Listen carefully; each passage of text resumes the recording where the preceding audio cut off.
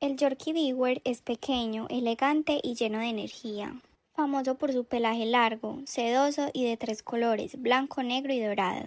El Beaver nació en Alemania en los años 80, cuando unos criadores descubrieron un cachorro con un patrón de color diferente y decidieron desarrollar esta nueva línea. Son perros juguetones, cariñosos y muy apegados a sus dueños, pero también valientes a pesar de su pequeño tamaño. El Yorkie Beaver tiene una personalidad grande y alegre que llena cualquier hogar de vida. Más que un perro elegante, es un compañero fiel que siempre busca cariño y diversión.